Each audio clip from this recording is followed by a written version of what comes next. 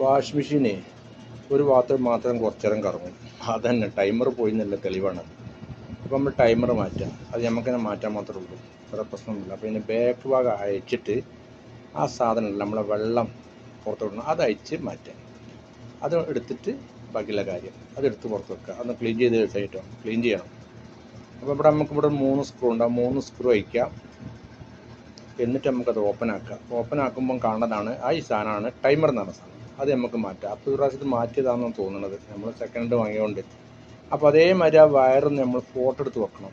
നമ്മൾ മാറ്റുമ്പം ആ wire correct ആക്കണം. നമ്മൾ മേടിച്ചുകൊണ്ട് വരുന്ന വയർ എങ്ങനെയാണ്, ഈ വയർ എങ്ങനെയാണെന്നല്ല ഇടണം. ഇതാണ് സാധനം. അപ്പോൾ നമുക്കത് കൊടുക്കാം, മാറ്റാം.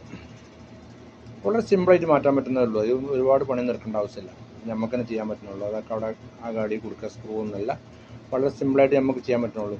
അപ്പോൾ ഈ ടൈമർ മാറ്റാൻ പോയിട്ട് മോട്ടർ വരെ മാറ്റി വന്ന അവസ്ഥ ഉണ്ട്. കാരണം ഇത് നമുക്ക് തന്നെ ചെയ്യാൻ പറ്റുന്ന സിമ്പിൾ പരിപാടിയാണ്. അത്രേ ഉള്ളതാണ്. ഇത് അവിടെ കൊടുക്കുക, ആ വയർ അതേമാതിരി നമ്മൾ ഫോട്ടോ എടുത്താൽ വരും. നല്ലോണം ഡെസ്ക്, അതായത് ഇൻസുലേഷൻ ചുറ്റുക, നല്ലോണം ചുറ്റണം. വെള്ളത്തിൻ്റെ അംശങ്ങളുണ്ടാകുന്നത് എർത്ത് എടുക്കാൻ സാധ്യതയുണ്ട്.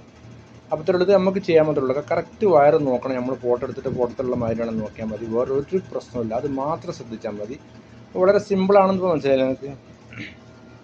നമ്മൾ ആരും കാത്തിക്കേണ്ട, വെയിറ്റ് ചെയ്യേണ്ട ആവശ്യമില്ല. ഇത് കൊണ്ടുപോകണം, വണ്ടിക്കൂലി എടുക്കണം, പിന്നെ അല്ലെങ്കിൽ ഇവിടെ നമ്മളെ നാട്ടിലെ മാതിരിയൊന്നും ആരും വരില്ല. പ്രവാസികൾക്ക് എളുപ്പ വഴിയാണ് അതൊക്കെ. അപ്പോൾ ഇത് കുടുക്കുകയും നമ്മളൊന്ന് കറക്റ്റ് അതിൻ്റെ ഒന്ന് ക്ലീൻ ചെയ്ത് നോക്കാം. അപ്പോൾ അത് കുടുക്കി സംഭവം കറക്റ്റ് അടച്ച് ഇപ്പോൾ വർക്ക് ചെയ്യും സാധനം, ഒരു കുഴപ്പമുണ്ടാവില്ല. അപ്പം മനസ്സിലാക്കുക, നമുക്ക് തന്നെ ചെയ്യാൻ മാത്രമേ ഉള്ളൂ. അപ്പോൾ ആദ്യം നമ്മൾ എർത്തിൻ്റെ വയർ, കറണ്ട് വയർ ഊരിക്കണം ഉണ്ടാവും. ശരി, അത്രേ ഉള്ളൂ.